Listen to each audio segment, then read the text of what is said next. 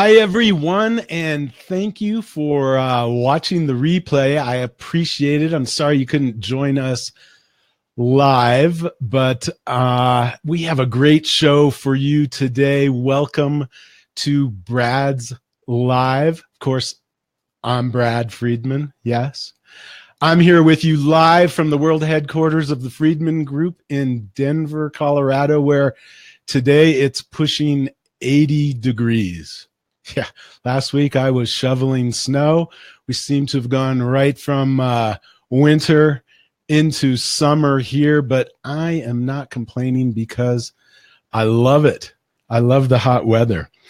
So I got a great show for you today. So take a minute right now and share this broadcast out with your friends.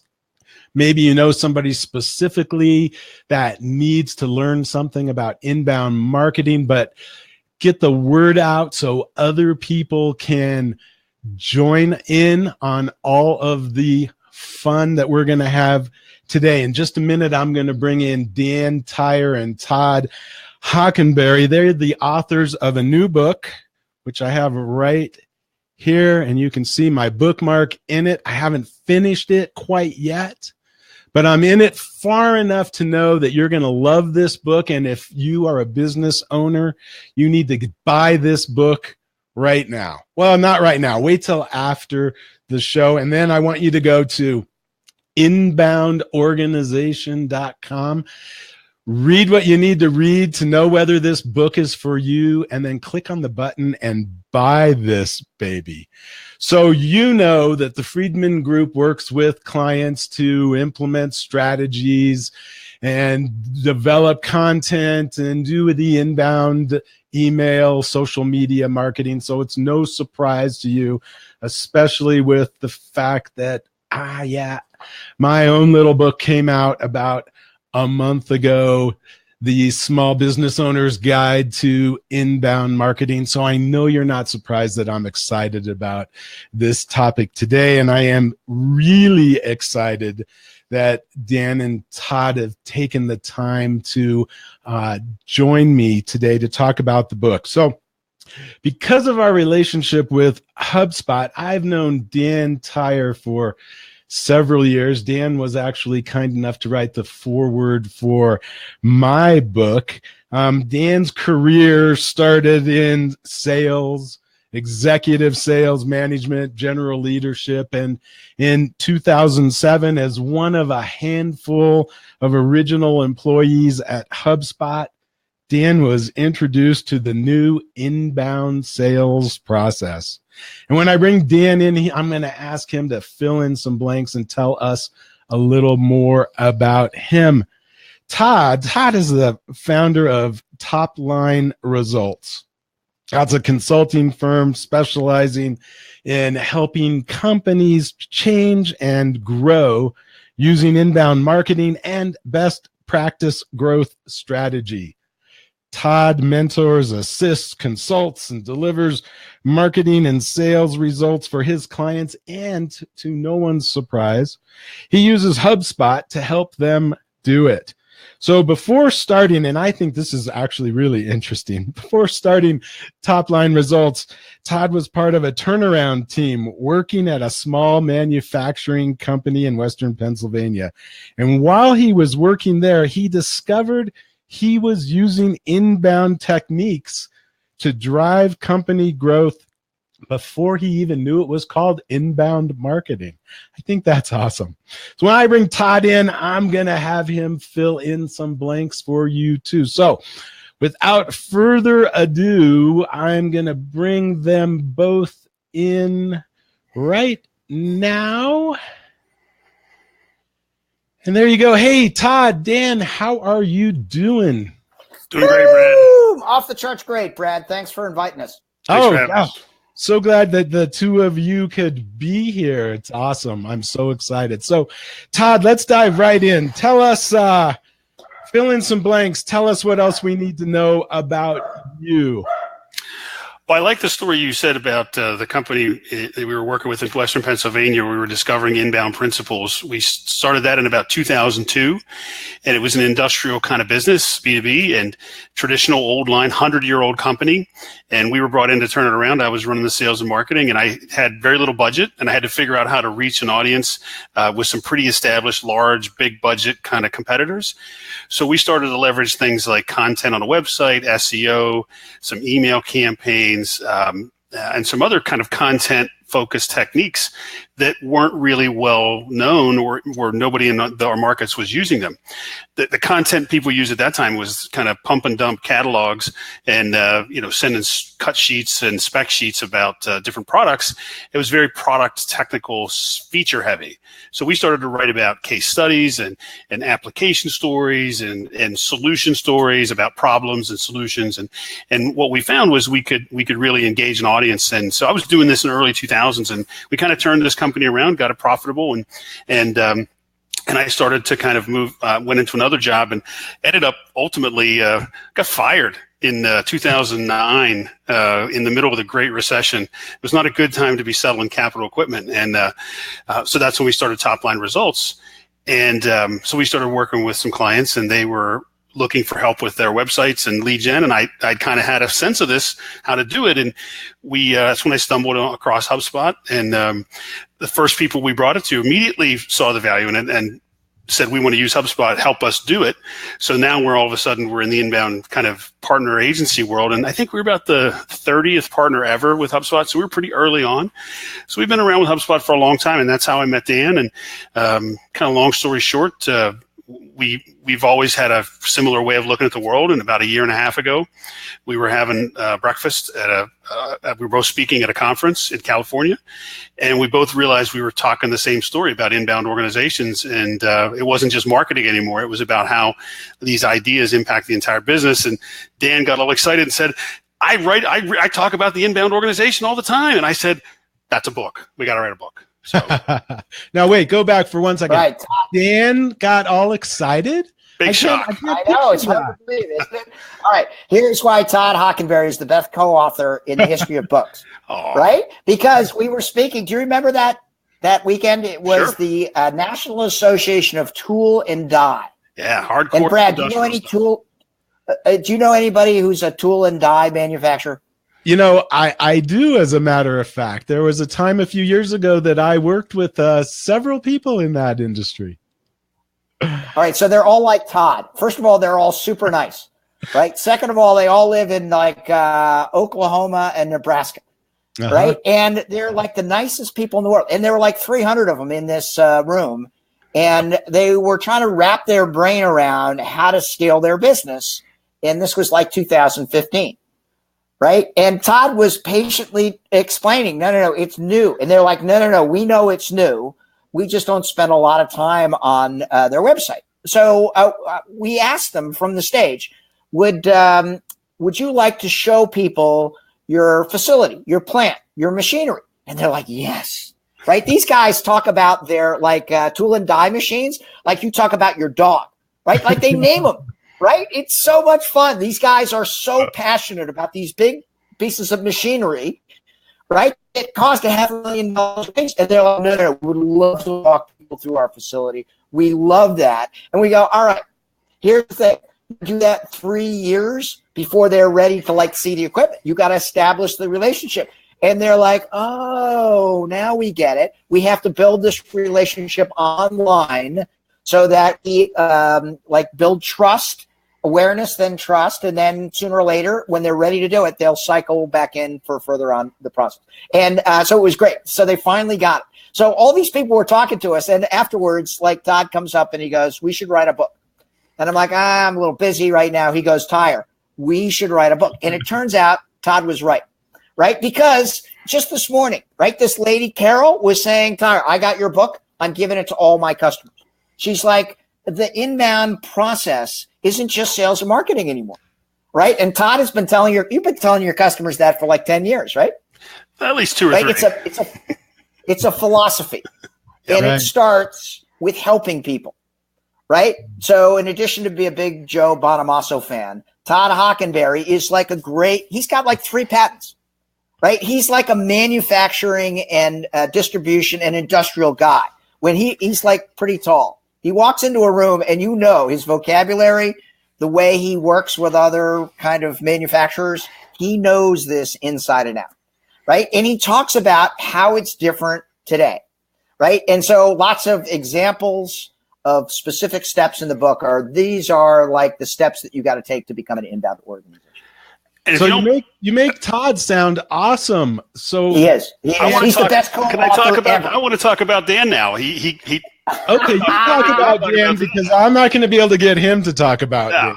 Well, what was great about working with Dan is Dan has a lot of background in obviously the SaaS business being in with HubSpot, but also a deep level of expertise and experience with startups and different types of technology companies. So together, we kind of covered the majority of the spectrum of possible people that we're writing about. This includes agencies too. HubSpot partner agencies was a big part of why we were writing this book as well. We wanted to give them a tool and a credibility piece that they could hand to customers or prospects and say, this isn't just about marketing, it's really about your whole business. So again, Dan's deep expertise in that was great to pull from.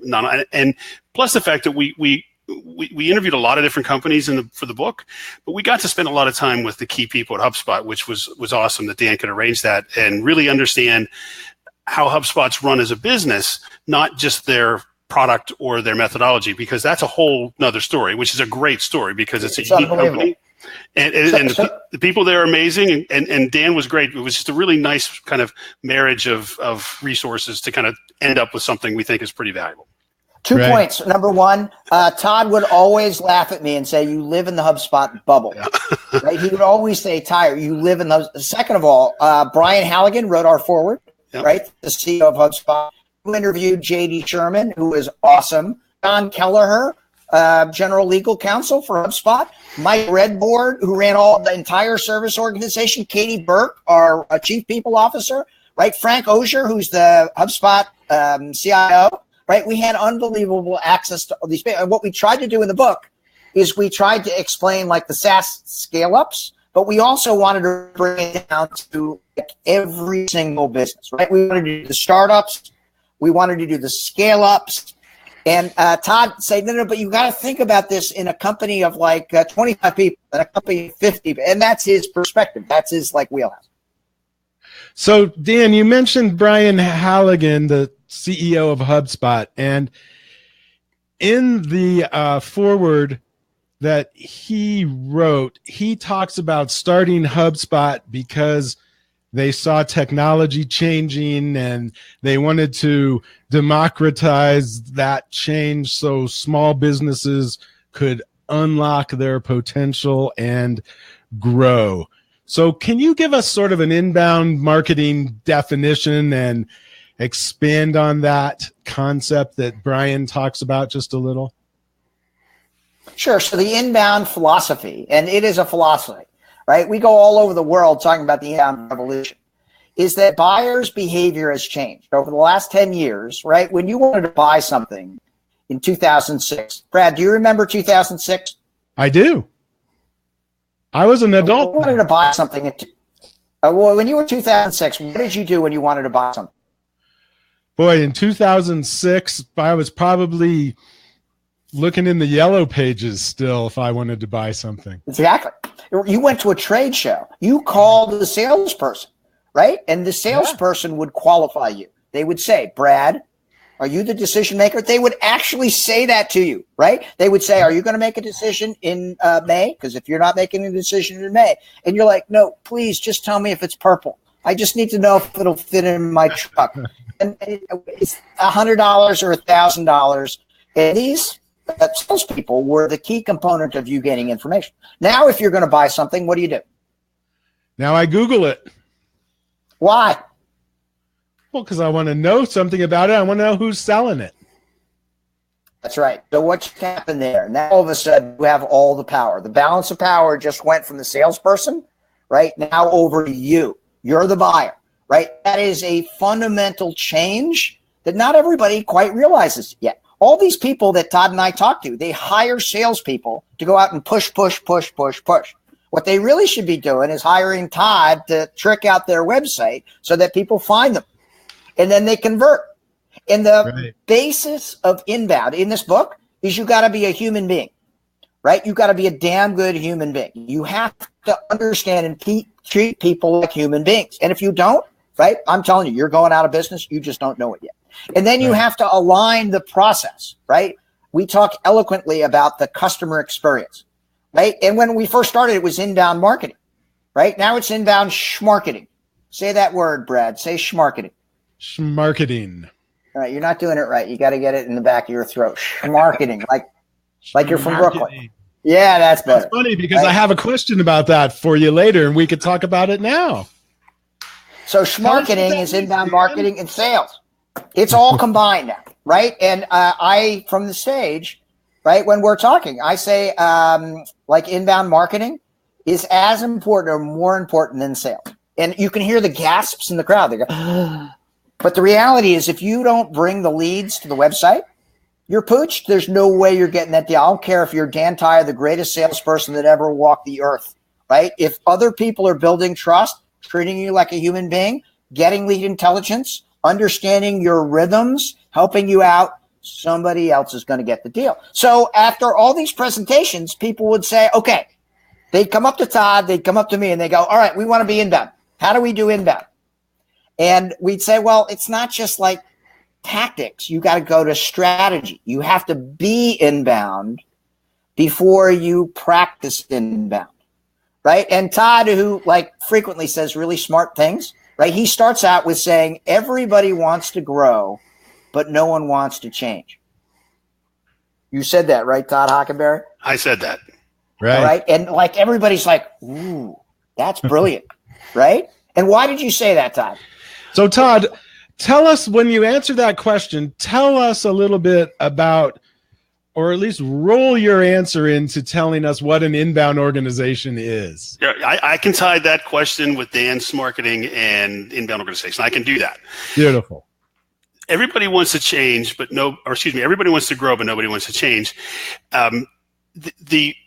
There's accepted ways or traditional ways that people try to grow their business, right? It was kind of throwing money at the problem. You buy some ads, maybe hire some salespeople, get some distributors or reps. And the reality is that now to grow, you really need to change your organization first, because an organization that can't deliver the kind of customer experience a modern buyer wants, it doesn't help them to add a bunch of new leads in the front end or add a salesperson that can cold call like crazy and get a bunch of people in the front door, because the rest of the organization is going to drop the ball and you're going to ruin the relationship and you won't grow. So again, to grow, you need to change your business. So when it comes to smarketing, the reason you have to align marketing and sales is that the core thing of inbound as a mindset is to be helpful. We interviewed 75 or 100 people for the book. I don't remember off the top of my head. And we asked them all the same question. We asked them, what does inbound mean to you? And there was only one thing that every single person said, and that was inbound means being helpful. And everything that it comes out of inbound flows from that core central idea. It may sound trite to some people, but the reality is when you have an experience with a marketing or a salesperson who's not helpful, who's just qualifying like Dan said, or asking you dumb questions like you're the decision maker, all the way up through a service team that isn't responding, or a website that doesn't have frequently asked questions, or a terms and conditions that's 73 pages of garbage that nobody reads, or contract language that's clearly meant to trick you into doing something you don't want to do. Those are all non-helpful things. And I could go on and on and on. And the reality is that even back to the core of inbound, interruptive marketing is no longer helpful. It doesn't help me for you to cold call me. I don't want to take your call. I won't. TV ads aren't helpful anymore because people can skip them, right? Interruptive marketing isn't helpful. So that's one of the reasons, a big reason why it's no longer as effective as it used to be. Inbound content, the ideas behind inbound, is a helpful strategy at its core. And to deliver that experience that you need, customers want and buyers want today, you have to have end-to-end alignment, not just sales and marketing. Marketing is kind of its own little thing about sales and marketing, but what about service? What if sales and marketing is totally aligned and then the product gets shipped in a box and it shows up broken? You ever have that happen where something shows up, it's not right, or something's missing from the box, or the just instructions are wrong, or there's 3 pieces missing? You're ruining the experience that maybe marketing and sales create. So every single step in the process has to be aligned. Every single step has to understand how to be helpful. And that's what an inbound organization is. That starting with the mission and the vision, the culture, the strategy, and every department understands what their target buyer wants, what problems they're trying to solve, and what their individual role is in delivering the experience to that customer that allows that to happen. It's not just about the product. It's about that experience and how everybody impacts it. That's the definition of an inbound organization. And Smarketing is a piece of that relates to the sales and marketing thing. And what's going to be added to that very quickly, not only in the tools in HubSpot, but in the thinking and the methodology, is the service piece. Right? The service and after sale piece is going to be wrapped into that too as part of the tools. And our central premise of the book is that every person in the organization has a role in delivering that experience. And Dan, I don't know if you remember, we did this. We did a little brainstorming session about this when we were writing. And I challenged you and I challenged some other people to name a person in any organization that didn't have part in the experience. And I haven't had anybody stump me on that one yet. I've had the janitor, I've had the receptionist, I've had the secretary, I've had them all, and I can tell you how every one of them fits into delivering an experience for your customer. So nobody stumped me on that one yet. That's awesome. So let me take a second and give a quick shout out to Jordan and David who are with us today. Thank you both for taking time out of your day to join us in this conversation. So Dan, tell us, why now? Why is this book out now? Why is it so important to get the message out in 2018? So Todd and I have been doing this for almost a decade, right? And in the early stage, I was the first salesperson for HubSpot. I'd get on the phone and people would ask me 2 questions. Number 1, what is inbound? Then I'd answer it. That really hasn't changed, right? And they'd say, does it work? Then when we had 30 customers, I'd say, well, I think so, right? Everybody here is from MIT. That's the way I do it, right? Seems to make sense. In 2018, right, HubSpot has 45,000 paying customers. We have hundreds of thousands of people who are using the freemium software. And there's no question. Inbound works. In fact, we believe it gives you a competitive advantage. And so we want to get that out to everyone. I was just at a speaking engagement in Providence, Rhode Island, the RX Summit, all of these great pharmacies, right? And from the stage, 100 people in the room, I asked how many people are familiar with inbound. 3 people raised their hand. And I'm like, oh my goodness, we're still not there for everybody understanding that inbound is a thing. And number 2, they always ask, well, all right, I want to do this inbound thing because I want to grow. I want to get leads and customers. How do I do it? And the most important thing is to practice inbound. You need to be inbound. Right. So we created in the book, there's a assessment. There's 13 questions that if you ask, you'll understand whether you're ready for inbound or there's some things that you got to do or there's some preparation or things like that. That really helps people focus on the most important core of inbound. So, Todd, it seems to me that an inbound organization starts at the top. Could you talk a little bit about the importance of having leadership involved in this transformation into becoming an inbound organization? Yeah, in the past, inbound oftentimes was driven by the marketing department. Somebody would kind of bring it in and kind of bubble it up from kind of the departmental level up through the corporate, kind of more corporate things. The reality is, if companies want to grow, and again, if it impacts everybody and it's a strategic question, this can't be just the people in the functional departments doing this. It has to be baked into the corporate strategy. And again, if you're thinking about the mission of the business has to be aligned around customers and what experience they want and what problems they want to solve, that's the leader's job to set the mission. And the next piece that comes out of that is the culture of the company. Because you have a mission which says where you're going to go. You have a vision that may say what you want to accomplish, but your culture is really the tool. It's really the environment that's going to get you there. So you can say we want to deliver world-class service and whatever kind of cliches you want, but that doesn't mean anything. But when a leader says we're in this, like HubSpot said, to help small, medium-sized businesses grow better and create marketing that their customers love. That's a mission people can understand and buy into and get around. And now everybody in the company, every decision they make all day long can be framed in that. And that helps create a culture where you can deliver that experience and deliver that value that people want. So it has to be the leader that sets the tone, sets the mission. Leadership, not just necessarily one person, but the leadership needs to set that and then empower the team with a culture that allows them to deliver that. Because if you create a culture, you can say you have this great customer-focused mission, but if you create a culture that's CYA, bureaucratic, process-oriented, or not process, but procedural-oriented or policy-oriented, what you're going to get is what you get when you pick up the phone and you deal with most of the companies you deal with, and that is you get handed off to 17 departments, nobody knows what the problem is, and nobody's empowered to make a decision to really help you. That's a corporate leadership decision. And leaders allow that kind of a culture to exist. They create it for, again, CYA or whatever they think is, the business school told them to do. But it creates this horrible experience for us. We don't like it. So we run, and we can run fast. We can run as fast as we can pick this thing up and go find somebody else. So leaders need to understand that if they create a culture that their people are thinking about themselves, politics, policies first and not customers first, then that's exactly what's going to happen.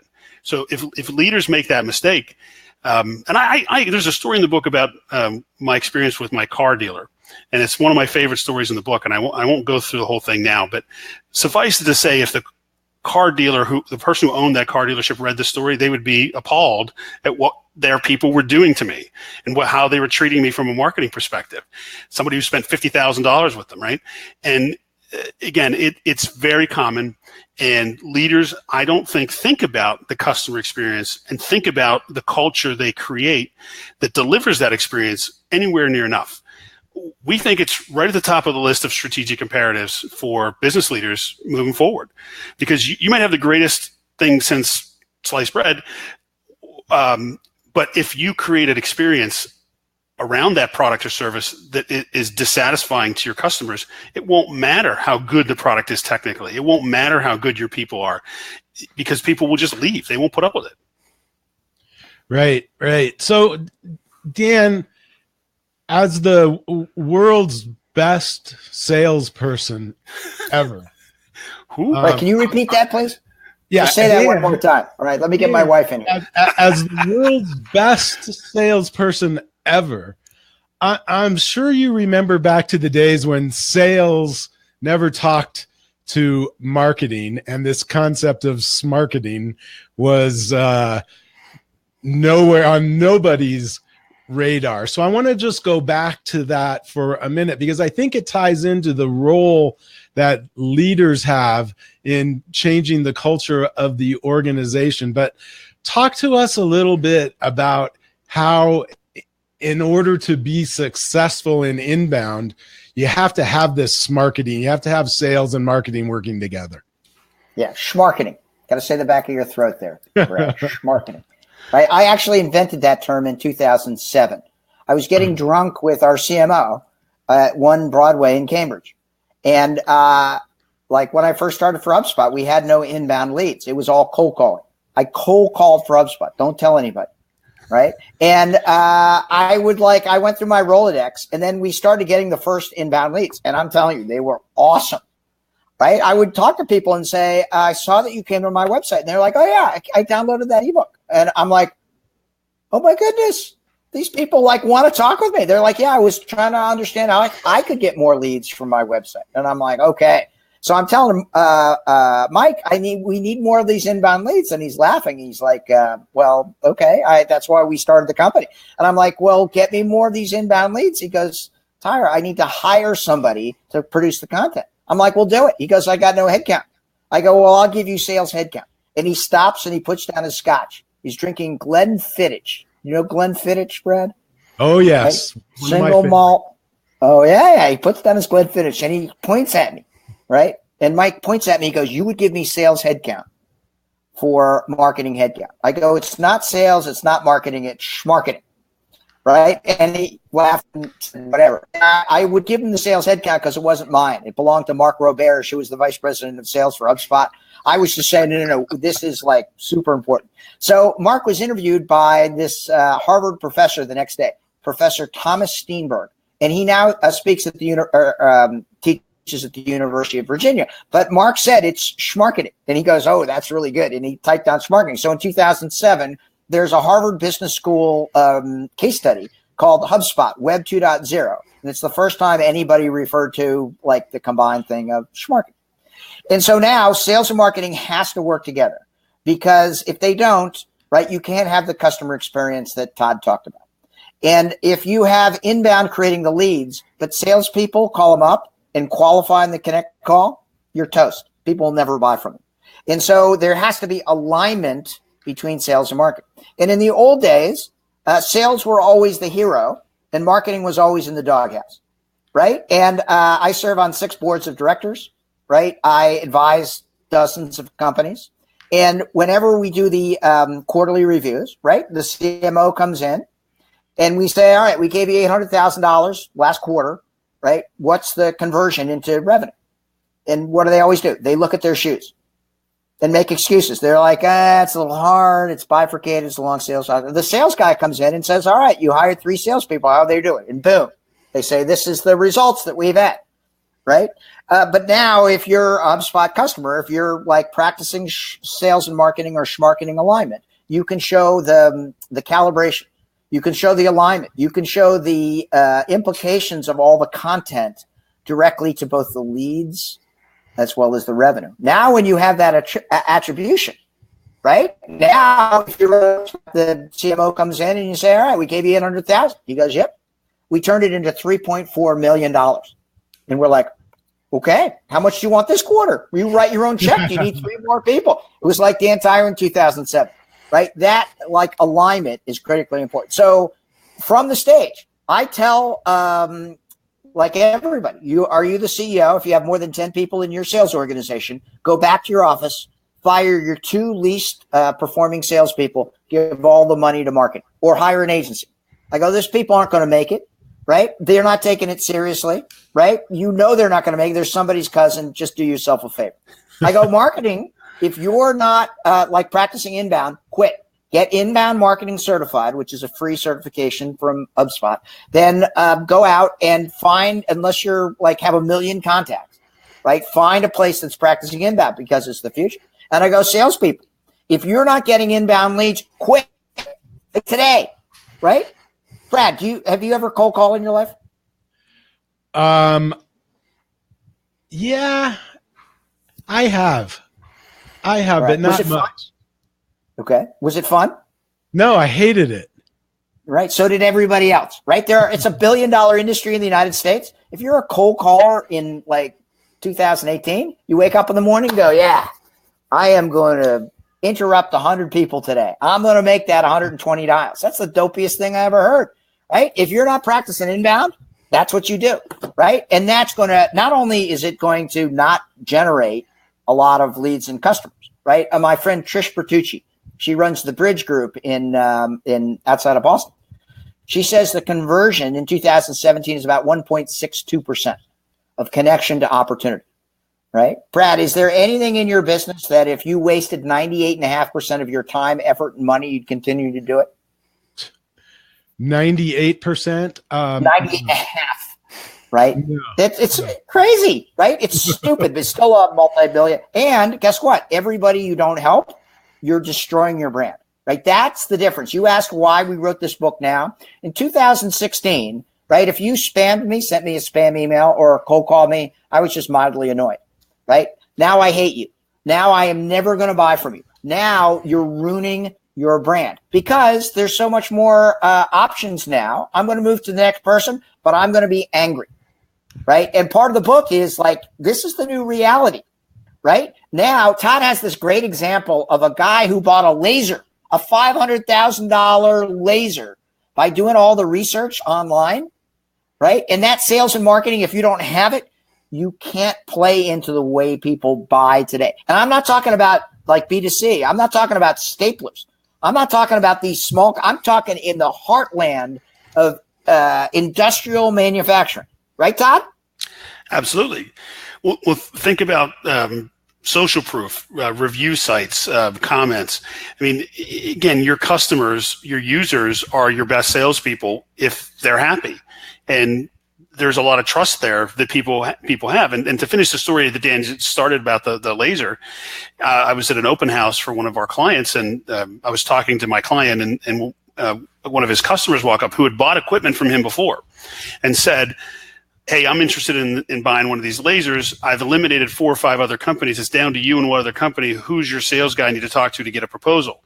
So he had done, you hear these statistics that 60% of the buying journey is over before they call your salesperson. And some people refute that. They argue with it. But I've seen it up close and personal for high technology, complex, technical, expensive equipment. I've seen it happen. And, if you get closer to lower consideration purchases, this process is even farther down the road. I mean, think about buying a car. Who wants to talk to a car salesman anymore? I mean, you can buy them. I mean, you go 100% of the way through the process. You don't have to talk to anybody ever if you don't want to. I mean, think about it. It's so much different. And it's this way for virtually every product. And I would even say services, professional services. Referrals are still a big deal. If you get a personal referral from somebody, it goes a long way. But you better have your ducks in a row in terms of your digital platform, your digital footprint and reviews, because people are going to be talking about you. I mean, for crying out loud, on LinkedIn, you can even comment on individual salespeople, and that people do that. So there's nowhere to hide anymore. You better be helpful. You better be inbound, or you're going to get smoked. And one of the reasons we're going to get smoked, and exactly. I can prove it. I know. Todd's too nice, right? The reality is, if you don't practice inbound, you're going to get annihilated, and I can prove it, right? Because there's just too many data points in every single vertical. I'm sorry for interrupting, Todd. No, that's okay. And I think what's going to happen is this change is going to continue to accelerate, because think about the personalization of marketing, where you have chatbots that can give you direct feedback to your questions quickly, or personalized one-to-one interactions you have with brands. Technology is going to continue to give companies the ability to interact one-on-one with people. Think about Facebook Messenger. There's like billions of messages every day on Facebook Messenger. B2B people talking to other people. That's a one-to-one, human-to-human connection. That's where it's going to go. That's where it's going to continue to go. And it's not going backwards. So if people aren't thinking about creating a culture and a business and a strategy that adopts these ideas and brings them to their whole business, they're just going to get farther and farther behind. And I don't think there's any question that's going to happen. I mean, there's going to be lots of tools that we've never heard of, and things are going to happen that we don't know. But what we do know for sure is it's not going to go back to the way it was in the 70s, 80s, and 90s, where you wanted to be interrupted, and you wanted to have salespeople sitting on your front door and in the lobby, and you wanted to have to talk to a salesperson before you got any information. It's not going back to that. So in the book, there's an acronym that you guys use, MSPOT. MSPOT. What is that? Yeah. So we were in the early days of the book, and I'm like, Todd's asking some strategic questions. Todd's a strategy guy, right? Todd requires a strategy, because if you just have tactics, it like pisses him off somehow. He's like, you just can't have like tactics. You have to like have a strategy. And like Todd never raises his voice. He like talks very softly and stuff. And I'm like, okay, well, just pull out your MSPOT. He's like, what? I go, you got to pull out your MSPOT.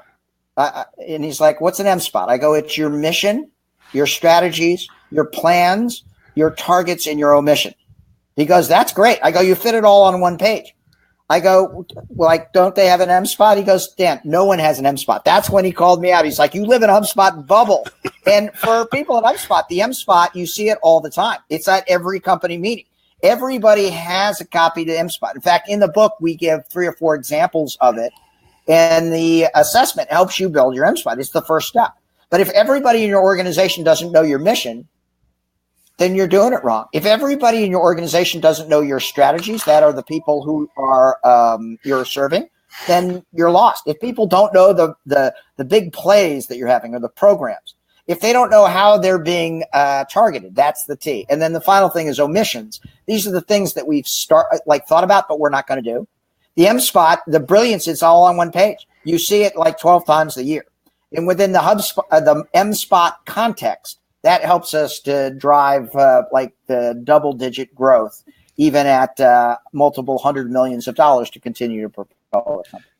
And you can have a corporate MSpot that hits the high level, and then you can have divisional or group MSpots, and then you can work your way down through the team, and they can all connect back together. So, but the idea is that you reduce your strategy. You keep your mission at the top, right? Then you have your strategy and what you're going to focus on to get the strategy accomplished. You list your omissions, which is really critical. Dharmesh Shah, a co-founder of HubSpot, had some great insights into that idea in the book, where the not stating the omissions kind of taxes you, and it leaving your options open. You have to say no, and by documenting those things, you say no. It helps people make decisions, and then having very specific targets for each of those plays that are going to help you implement your strategies. Boiling it down to these simple kind of one-page documents keeps everybody on track and keeps everybody focused, and requires a lot of thinking. It makes you think about what you're doing. You don't just go execute. You start with your mission. You create a strategy to execute the mission. You have specific plays to drive that to make it happen. And these are conscious decisions. MSpot's just one tool to do it. You have to do these things anyway. It's just the tool we recommend that we liked that HubSpot uses. I think it actually came out of maybe something from Salesforce maybe did something similar. So it's been around a while, but the idea is just to really be able to hone your thinking down and document it so your people can execute. So would a small business start with this MSpot when they're developing their inbound strategy? Yeah, they have to super smart. The first thing they should do is buy the book. The second thing they should do is take the assessment. The third thing they should do is exactly right. Todd and I ask business owners all the time. We're like, all right, what's your mission, right? And lots of people say to make money. And we're like, no. It's 2018. That's not a mission, right? That's an outcome of like whatever you're doing, right? And so people go, wow, we probably should have a mission. And we lean a lot on the Simon Sinek, Finding Your Why.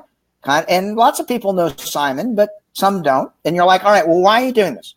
And what is the like demographic and the persona that you're trying to attract? And if you want like another 90 minutes worth of content here, just ask Todd about personas, because this guy knows more about personas than any other human being. And he's passionate about personas. He's like, no, we can't talk to people like Brad in Denver that are growing agencies unless we really know about them. And the thing is about Todd, he's usually right. Right after like 6 months of writing the book, I just gave up. I'm like, all right, you thought about that through, especially in personas. He's like, you're right. And he's like, people don't think about their personas all the way through. Right. And he's got this great chapter book about when he was running for office, that he narrowed his persona very, very good, came this close to winning because of the persona kind of approach. So HubSpot has a form that you can download that helps you determine your various personas, don't they? Exactly, called Make My Personas.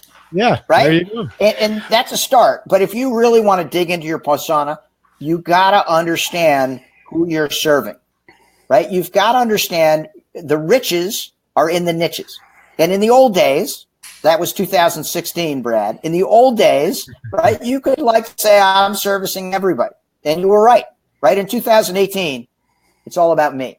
I want you to serve 59-year-old entrepreneurs who live in Scottsdale, Arizona, that are looking to help companies scale, or book authors that are looking to make the bestseller list, right? And if you don't know me and are not working at that level, then I'm just going to go through somebody who is, right? And that is a huge difference. And unless you like understand like inbound organization and why that's important, it's likely that you'll miss that critically important step. I want to make a quick comment about the HubSpot tools. Again, there's lots of tools out there for personas. Some of the things that get missed in a lot of the persona development work is the connection between the buyer, how they make decisions, how they gather information, how they go about understanding how to solve a problem, and then understanding kind of the types of information they're looking for. a lot of times people that do persona work make the mistake of slipping too much into what I would call demographic work and not enough about kind of the behavioral process of how they would solve problems type of work. And I use this example a lot, and I would say that it's the difference between thinking about your neighborhood, right? Think about your neighborhood, kind of car you drive, your income, size of your house, whether you have 3 pets, 2.3 kids, your age typically. A lot of times those things are very similar. Those are really demographic things. But think about your neighbors and how different you are from them in your kind of behaviors, your hobbies, your likes, what you're passionate about. That's the difference between a persona and a demographic. So demographics would be, you say, well, I'm just going to sell to this neighborhood. Persona would say, no, I'm going to pick the people out of this neighborhood that like, modern blues and something else, right? You're going to get into the detail of the specifics of the types of problems they have and how they're going to solve them. That's the difference between persona work and demographics. And I think it's an important one because a lot of times it's too easy just to slip into, well, this is Joe Bob, my persona, and he's 35 and he makes $62,000 a year and he has a master's degree or whatever it is. Those things at the end of the day probably aren't all that important because you can have people that have wildly different demographics but have the exact same problem that want to solve it and they're out there looking to solve it, right? So there's a difference between demographics and persona. Great.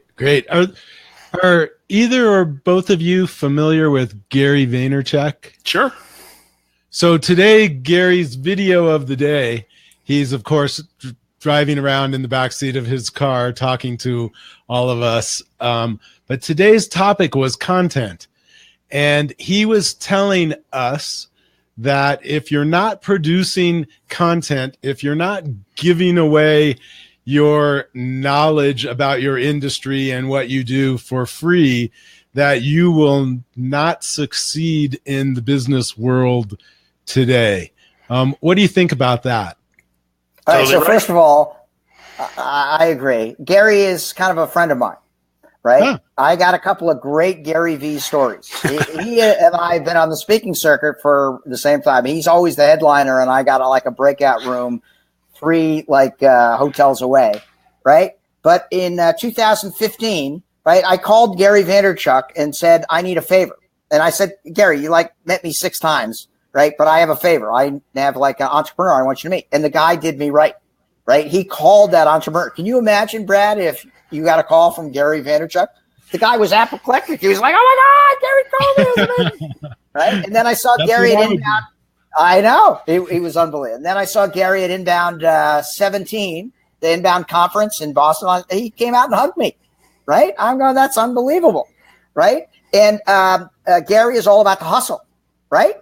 And Inbound is all about being a human being. You love him or hate Gary Vaynerchuk. Most people love him. He's that's authentic. That's who Gary is, right? It's all the jets. It's about the hustle. And he is right on that concept. If you don't help people in 2018, we put you in a category, right? I was just speaking in New York City, right? And I say, you've got to help. That's helping is the new selling. And some guy stood up. He goes, I don't want to help. I just want to sell.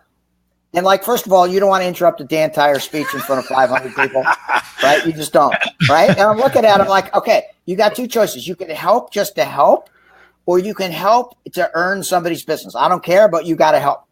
And he's like, no, that's not the way it's done in my industry. So, he poked the bear. So I'm like, all right, audience, right?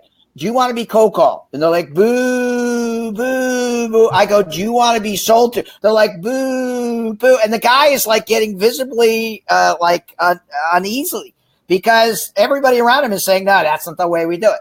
I go, all right, so you have a choice, right? You can call 100 people a day, right? And you could bother them, or you can help them, right? And the audience has spoken. Right? This is the direction of 2000. It was time 2018. And we know it's true, right? Isn't it true with you, Brad? Who are you going to buy some? Has any salesperson tried to hard close you in the last 3 years? Oh, there's been a few, but they don't get very far. Exactly. Do you think anybody's ever different?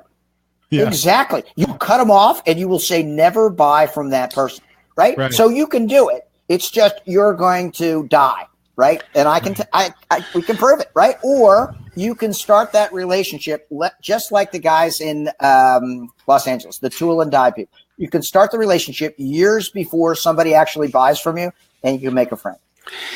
The interesting thing about it's interesting you say that, Dan, about that guy said he didn't want to help, he wanted to sell.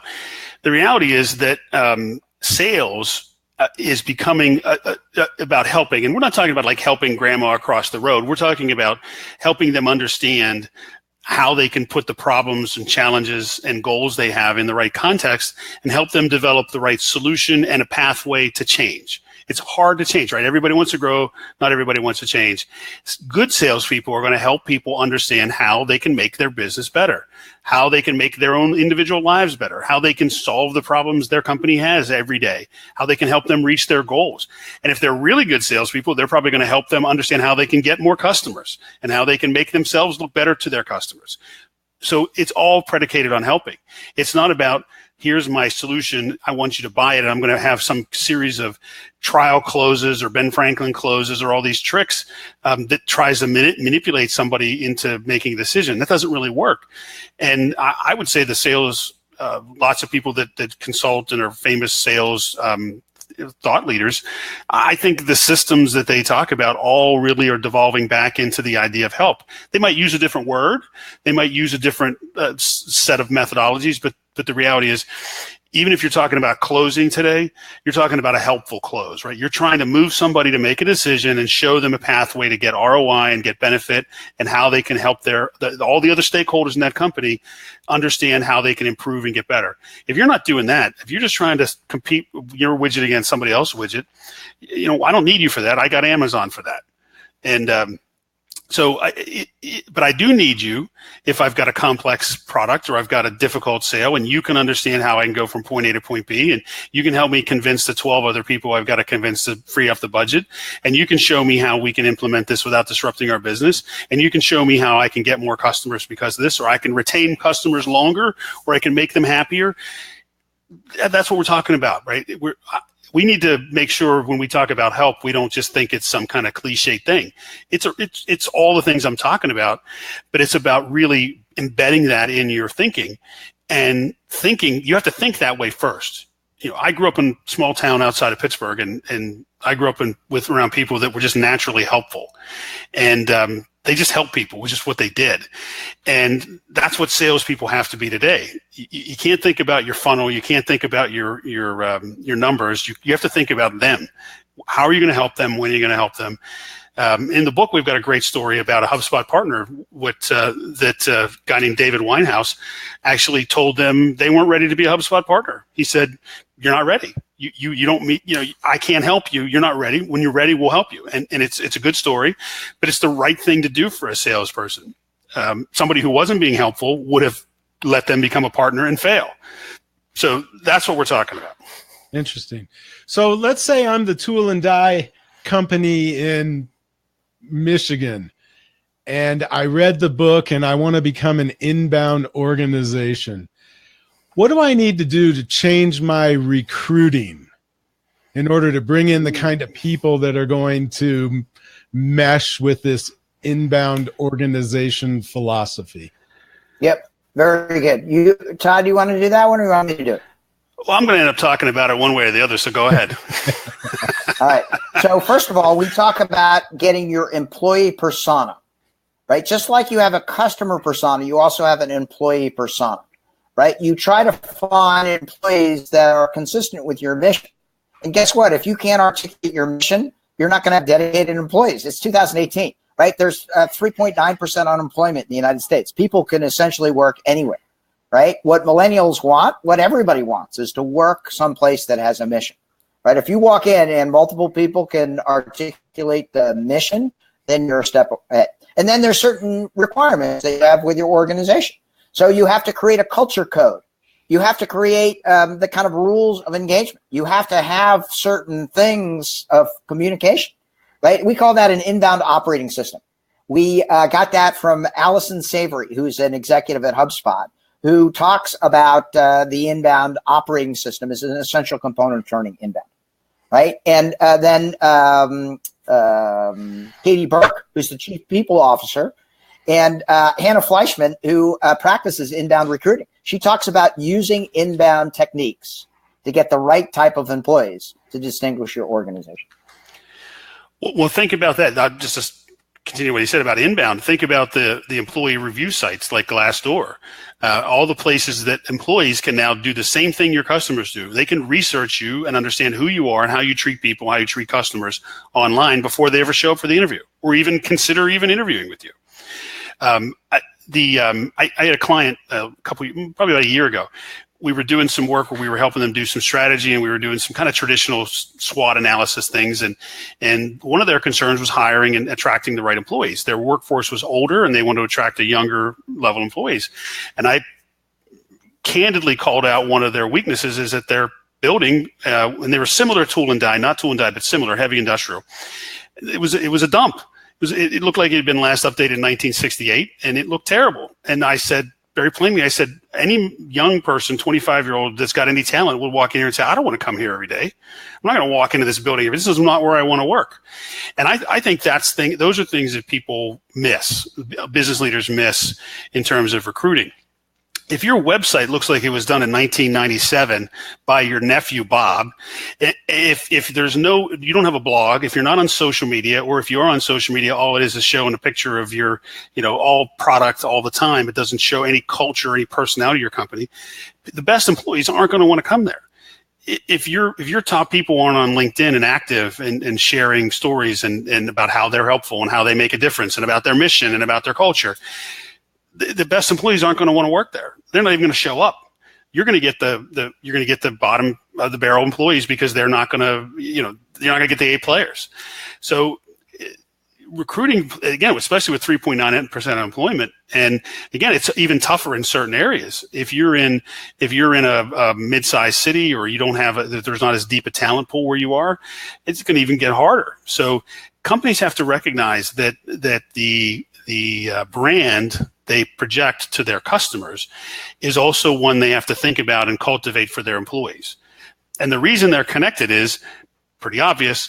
If you want to deliver an amazing customer experience to your customers, the only people that can do that are your employees. And there's no way you can have a bad culture that delivers a great experience. It doesn't work. You have to have a great culture to even have a chance to deliver a great experience. They go hand in hand. They go together. And if you don't do it, if you don't think about your culture, how you recruit people, how you interview, how you onboard, how you build a lifetime journey for your employees, if you don't think about those things, you're gonna be in trouble. You're not going to ever get the best employees, and you're certainly not going to keep them. Right. So there's a lot of talk online today and offline, actually, about transparency. Ooh. And I think this fits in a little with what you're talking about with the inbound organization, but how does transparency fit in with an inbound organization? And is it ever too much? Are there things that inbound organizations ought not share? Yeah, I'm a big fan of transparency, right? And every employee, right? The receptionist up to the CEO are considered insiders, right? We share very in-depth information with everyone, right? And like that transparency breeds a trust and an understanding that people should use good judgment in the way they share that information. I think that helps us recruit people who value that type of communication, who realize that that's a somewhat unique, that value being able to talk about real issues rather than sugarcoat them. And I think it gives us a huge competitive advantage. I'm going to tell you a little story about transparency. I don't think you've even heard this one, Dan.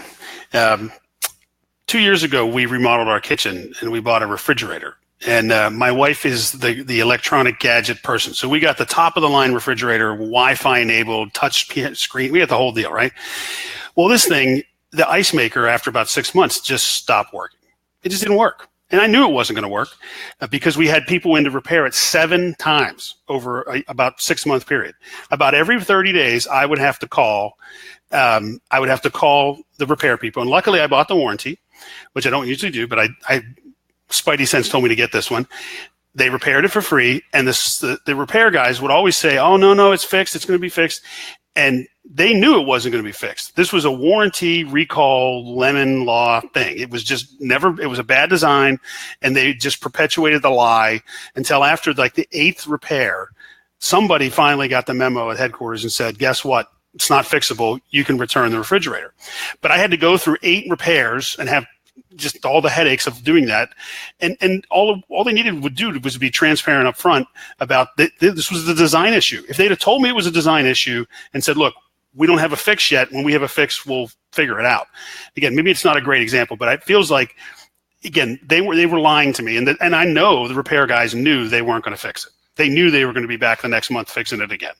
So transparency to me it's a cultural thing. It's a value. And this is where content comes from, right? So not only is it internal, but that's the impetus behind great content is that you're being transparent about the problems you solve and how you where your expertise comes from and why it's valuable.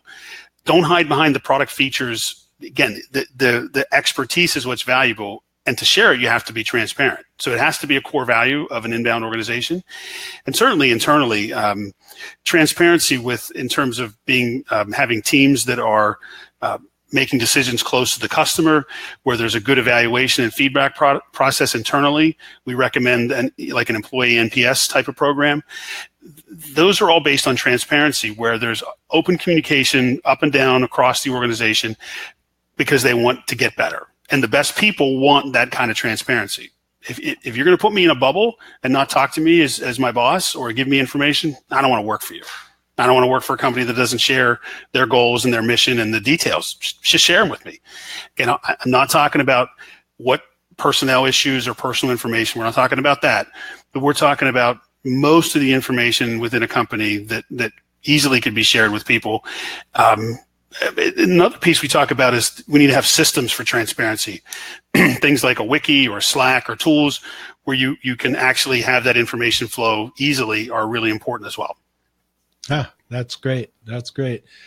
So we are coming up on the hour, I see, and I want to be respectful of your time. So why don't we sort of start to wrap up? Because I think, as you both know, I could keep you here all night long if and we'd stay. I love this. I love this, and I so appreciate you guys taking the time. But tell us, other than telling me, go buy the book. Each of you give us sort of a final why. Why do I need to buy this book? Yeah, super easy for me. It gives you a competitive advantage. Rarely in the 38 years of my business career have you been able to lean into a process, right, that gives you a huge competitive advantage. And if you don't, right, you ignore inbound marketing at your own peril, right? Because if you ever want to generate opportunities and leads from the website, you have to trick it out. And to practice inbound, you need to be inbound. It all starts with the philosophy.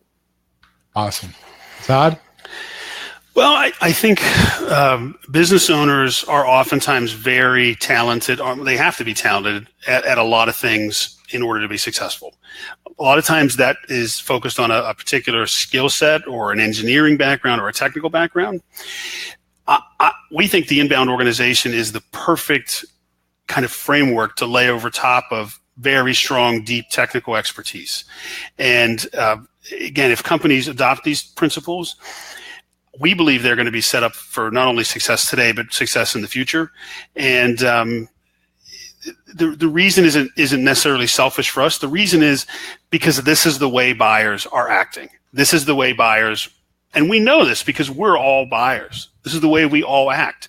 So why, as a business owner, wouldn't you create an organization that was focused around what you know? That's the disconnect that I haven't been able. I get frustrated with sometimes with clients because they understand this on a personal level, but they don't want to translate it to their business.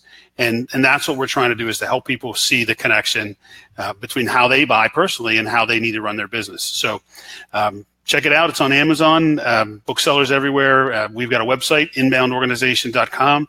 Tons of helpful information there. There's some bonus content there. There's an extra chapter there, case study story. Lots of other good stuff there to check out if you're interested. And plus, I'd also say one more thing. on inboundorganization.com. All of Dan and I's social media and connection stuff is there. Connection accounts are there. We'd love to hear from you. We'd love to hear questions, and push back on us if you disagree with it or you have arguments with us. We'd love to hear them, and we'd love to have a conversation. So where do we get that T-shirt that you're wearing, Todd? You ask me nice. Todd, I want that T-shirt. we don't have them in the store yet, but it's on our list of things to do. Okay. All right. I love that. So thank you both very much. I really appreciate you taking the time to come on Brad's Live today. And as Todd just said, you can follow Dan on Twitter at Dan Tyre, all one word, or follow Todd at Todd Hockenberry on Twitter. Send them some questions. Tell them how much you like the book after you go and buy it. Visit inboundorganization.com for all the information on the book and to buy it there. I want to thank you for joining us today on Brad's Live. Be sure to like our Facebook page so you get notified the next time we go live, which, as a matter of fact, is going to be Wednesday at 5 p.m. Eastern. I will be live with Mike Alton, and we're going to be talking about how to take your blog to the next level. Mike is an outstanding blogger who's going to give you some tips and tricks on taking your blog to the next level. So I hope you'll join us then. You can go to our Facebook page now and sign up to get a reminder, and I will see you Wednesday. And until then, do something nice for someone else. Thanks. Take care.